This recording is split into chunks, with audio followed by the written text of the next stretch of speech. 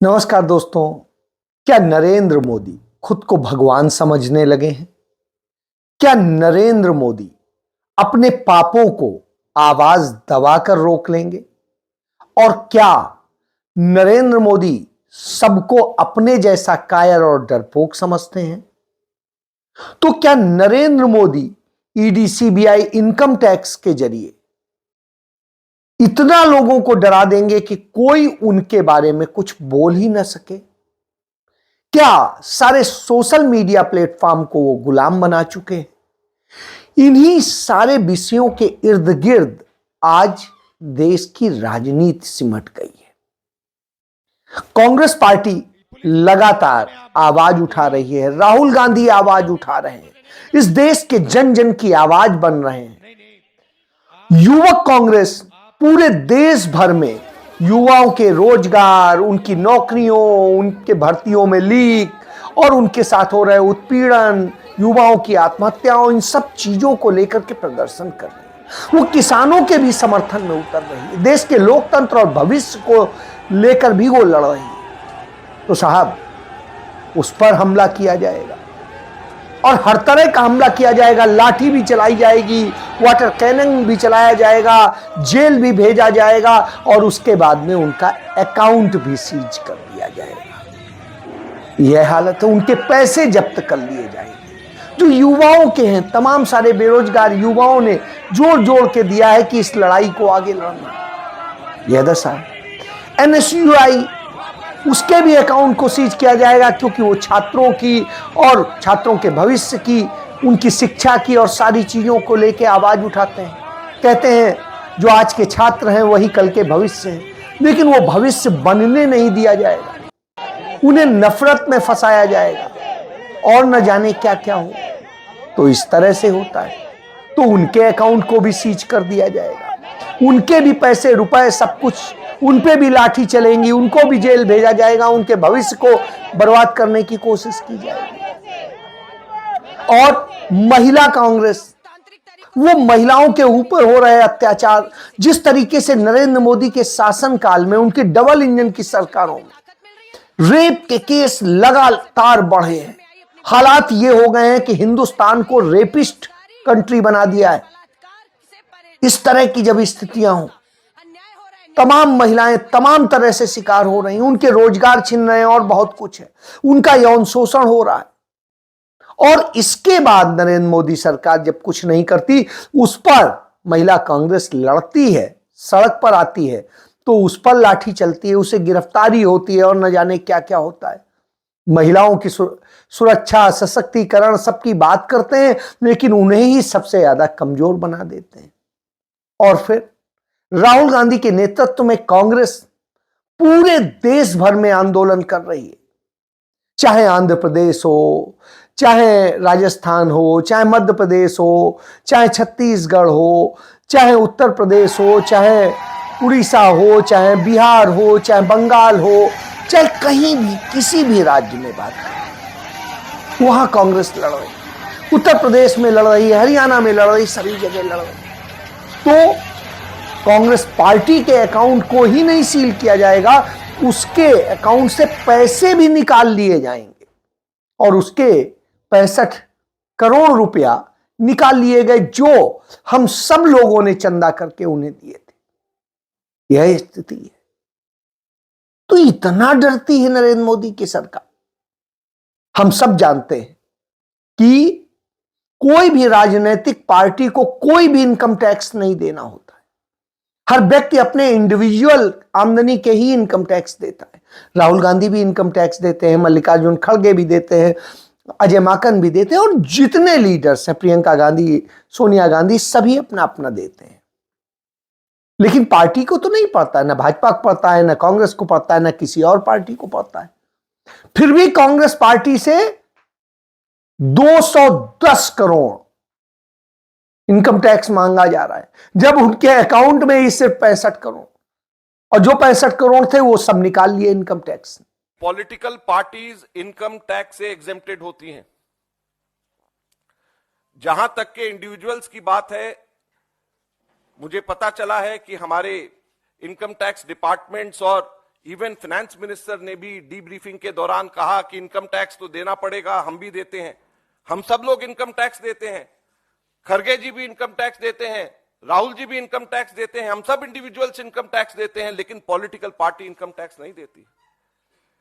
अगर आपको कंपेयर करना है तो भारतीय राष्ट्रीय कांग्रेस को भाजपा से कंपेयर करिए, दूसरी नेशनल पार्टी से कंपेयर करिए। क्या भाजपा ने आज तक के कभी भी इनकम टैक्स दिया? क्या भारतीय जनता पार्टी के ऊपर कभी भी पीनलाइज करके कभी भी इनकम टैक्स लिया गया? हम लोगों के पास में जो पैसा आता है, ये पैसा हमारी देश के राजनीति के लिए, डेमोक्रेसी को जिंदा रखने के लिए वो पैसा खर्च किया जाता है। ये इनकम नहीं है, कोई किसी की इनकम नहीं हो रही है। इसलिए पॉलिटिकल पार्टीज को हमेशा इनकम टैक्स से अलग रखा जाता है, हमेशा। पॉलिटिकल पार्टीज इसी वजह से इनकम टैक्स एग्जेम्प्टेड होती हैं, हमेशा। भारतीय जनता पार्टी ने आज तक कभी भी पेनल्टी नहीं दी, भारतीय जनता पार्टी ने आज तक कभी भी इनकम टैक्स नहीं दिया, तो फिर कांग्रेस से क्यों मांगा जा रहा है? इससे आप समझ सकते हैं इसके बाद में जिस तरीके की और साजिशें होती हैं, क्यों होती हैं? क्योंकि नरेंद्र मोदी ये साजिश है। इसको लेके जयराम रमेश ने बहुत सही बताया। उत्तर प्रदेश के विधानसभा चुनाव के ठीक 1.5 महीने पहले नोटबंदी की घोषणा की गई थी। ये नोटबंदी का संदर्भ क्या था? नोटबंदी का संदर्भ यही था कि बीजेपी भोकलाई हुई थी उत्तर प्रदेश में, घबराई हुई थी कि समाजवादी पार्टी, बसपा, कांग्रेस, सभी पार्टियों को जो जनादेश मिलने की जो गुंजाइश थी, उसको हटाने के लिए प्रधानमंत्री ने अचानक 8 नवंबर 2016 को नोटबंदी की घोषणा की। और नोटबंदी का एक ही मकसद था कि सारी पार्टियों को उत्तर प्रदेश के विधानसभा चुनाव न लड़ने आ जाए। और ऐसे ही 2024 के लोकसभा चुनाव के पहले प्रमुख विपक्ष पार्टी के खिलाफ ये कर आतंकवादी हमला हुआ है। इसका एक ही मकसद है, आर्थिक रूप से कांग्रेस पार्टी को अपंग बनाना, ताकि हम चुनाव नहीं लड़ पाए। आपने कल पढ़ा होगा कि मोदी सरकार ने 30 निजी कंपनियों के खिलाफ ईडी और इनकम टैक्स छोड़ा। और ये कंपनियां जिनके खिलाफ ये जांच हो रही थी, इन्होंने तब उचित समझा कि हम चंदा दें बीजेपी पार्टी को। और बीजेपी पार्टी ने 330 करोड़ रुपया कमाया चंदा के रूप में इन 30 कंपनियों से। ईडी और सीबीआई और इनकम टैक्स छोड़ो, कंपनियों के पीछे धमकी दो और चंदा वसूल करो। ये एक दूसरा तरीका है। पहला तरीका कांग्रेस पार्टी को अपंग बनाओ, प्रमुख विपक्ष पार्टी को अपंग बनाओ। और दूसरा तरीका है निजी कंपनियों के पीछे ईडी छोड़ो, इनकम टैक्स छोड़ो, सीबीआई छोड़ो, और वो अपने आप पटरी पर आ जाएंगे। ये 30 कंपनियों ने 335 करोड़ रुपया चंदा दिया है। कि ऐसा क्यों किया जाता है? इसके अलावा आप देखिए, जो लोग चोरी करते हैं या नहीं करते हैं, वो कंपनियां जो हैं, जितनी कंपनियां हैं, उनसे कैसे उनमें ईडी के छापे पड़वाए जाते हैं, इनकम टैक्स के छापे पड़वाए जाते हैं, सीबीआई के छापे पड़वाए जाते हैं, और कैसे उनसे पैसे की वसूली होती है अपने लिए और अपने मालिक, जो नरेंद्र मोदी के मालिक हैं गौतम अडानी, उनके लिए। आप इसके भी उदाहरण मौजूद हैं। 30 ऐसी कंपनियां जिनसे चुनाव बॉन्ड लिया गया, इलेक्टोरल बॉन्ड लिया गया, और उनसे 335 करोड़ रुपया वसूल किया गया, इस बात के लिए कि उनके यहां ईडी का छापा पड़ा था। और छापा पड़ने के बाद अब आपका सेटलमेंट तभी होगा जब आप इतना पैसा दे देंगे, और वो पैसा उन्होंने बॉन्ड के रूप में दे दिया। उसके बाद वो सब पाक साफ हो गए। याद करिए, मुंबई का एयरपोर्ट, वो जिस कंपनी के पास था, उस कंपनी के यहां सीबीआई और सबके छापे हुए, और छापे के बाद में जब उन्होंने उसका सारे शेयर अडानी को दे दिए, तो साहब उनके यहां सीबीआई और सब जाना बंद हो गए। यह स्थिति। इसी तरीके से जब चुनाव हो रहा था 5 राज्यों का, कांग्रेस पार्टी के राज्यसभा सदस्य हैं धीरज प्रसाद साहू, उनके परिवार का 110 साल पुराना शराब का कारोबार है। सब काम कैश में होता है शराब का, सब कोई जानता है। वहां पर उनके यहां छापा मारा गया, और उनके जो ऑफिसेस से बरामद किया गया वो 351 पॉइंट समथिंग, यानी राउंड फिगर में चाहे 52 कह दिए चाहे 51 कह दिए, तो उतना पैसा बरामद हुआ। कहा साहब ऐसे काला धन और ये करके प्रचारित किया गया, जबकि वो उससे कई गुना ज्यादा धन पर टैक्स देते हैं, क्योंकि ये सारा लीगल था।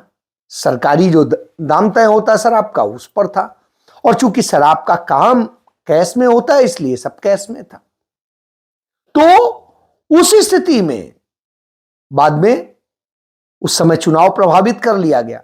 उसके बाद में सब शांत, कोई नहीं, फिर पैसा भी वापस दे दिया, उन्हें सब कुछ दे दिया। तो इस तरह से किया जाता है। इसके बाद आप देखिए तमाम उन नेताओं में जिनके यहां ईडी, सीबीआई, इनकम टैक्स की रेड हुई और सब कुछ हुआ, उनको किसी पुलिस की भी केसेस रजिस्टर हुए, उन सबको जिन्हें भ्रष्ट बताते थे, जिन्हें तमाम तरह के आरोपों से घिरा हुआ बताते थे, वो सारे भ्रष्ट और अपराधी इनके यहां जब शामिल हो जाते हैं तो साहब वो पाक साफ हो जाते हैं। तो इन एजेंसियों का इस्तेमाल अपनी पार्टी में शामिल कराने के लिए होता है या क्या कराने के लिए होता है, कैसे होता है, इससे आप समझ सकते हैं। इसके बाद आप देखिए इसी तरीके से इनकी सारी साजिशें कहीं ना कहीं चला करती हैं। जितने रेपिस्ट हैं वो इन्हीं के यहां मिलते हैं, चाहे उच्च लेवल पे हो चाहे नीचे लेवल पे हो।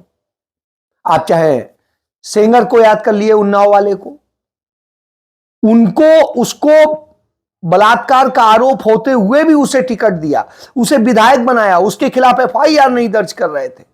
जब प्रियंका गांधी ने उसके लिए आंदोलन किया तब कहीं जाके एफआईआर दर्ज।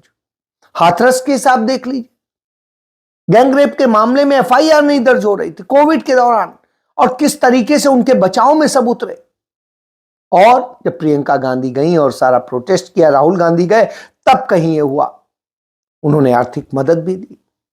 इसी तरीके से आप चिन्मयानंद का याद कर लीजिए, और इनमें से तमाम सारे लोग हैं जिनके यहां जाके नरेंद्र मोदी या योगी आदित्यनाथ जाके पांव छुए।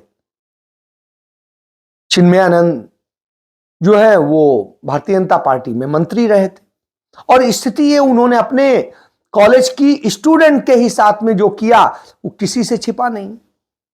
इतना किया गया परेशान उस लड़की को, उसके खिलाफ, उसके पिता के खिलाफ, सबके खिलाफ एफआईआर दर्ज करके, कि मजबूरन वो कोर्ट में कुछ कहने की हालत में नहीं है, और चिन्मयानंद को बचा लिया गया। इस तरह के, जबकि उल्टा उसको सुरक्षा देनी चाहिए थी तो उल्टा इन्हें सुरक्षा ज्यादा से ज्यादा। ये सरकार है। इसी तरीके से रोज बर रोज हो रहा है। डॉली शर्मा कांग्रेस की स्पोक पर्सन है, वो रहती हैं गाजियाबाद में। उनके यहां जिस तरीके से पुलिस भेज के और करके उनके घर पे कब्जा करा दिया गया, जहां वो सालों साल से रहती हैं। क्यों? क्योंकि डॉली शर्मा का बहुत प्रभाव है वहां।